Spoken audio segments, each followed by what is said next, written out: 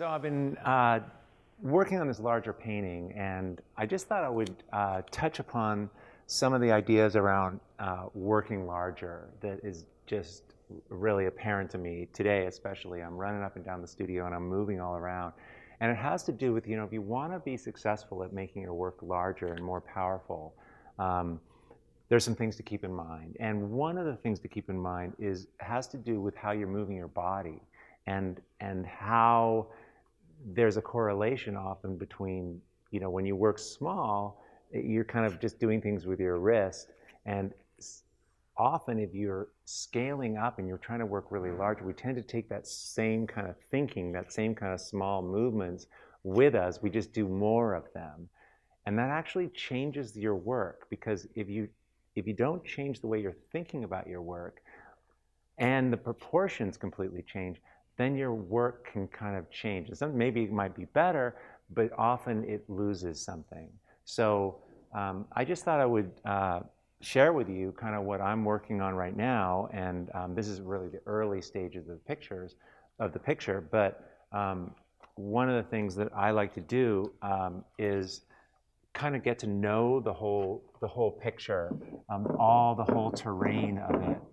So I'll make marks in here, but I need to know how far it is, how far it is up and down, and get used to where it is, how big of a space it is. It's like a dog that goes into a yard and has to pee all over the place and go to all the corners of the yard.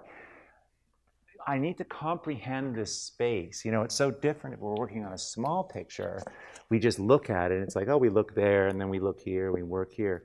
It's very, very different when you're working larger. And so this is one of the things I like to do to kind of start getting it. And it's like, I can't be wild enough. The scale of this thing can allow me it can absorb any kind of crazy energy. I mean, I can take black paint, and if I have,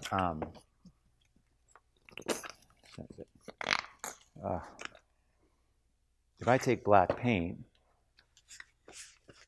and this is oil paint, by the way, I can close my eyes and do anything, and it's not gonna hurt this picture. It's so big.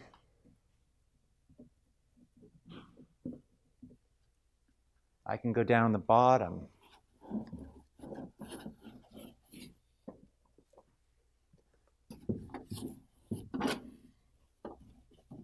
Now I have to get back from this. I have to move back to see it.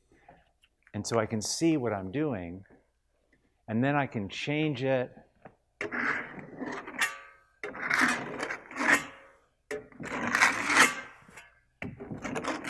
If I don't like something, I can kind of cover it up.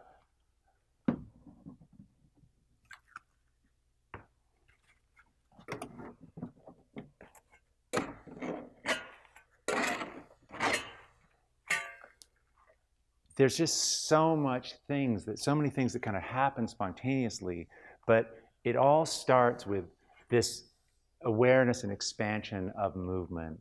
And often when I'm not painting well, I just have to start moving and reaching across and bending down. I'm not bringing enough of my physical energy. And once you start doing that, all kinds of things start happening. So this is just something that it takes me some time actually to get in that right, rev degree to get these things working, and movement is the catalyst for that. Please, leave your comments below about if, this resonates or how you attack larger work. I think it's really, really fascinating.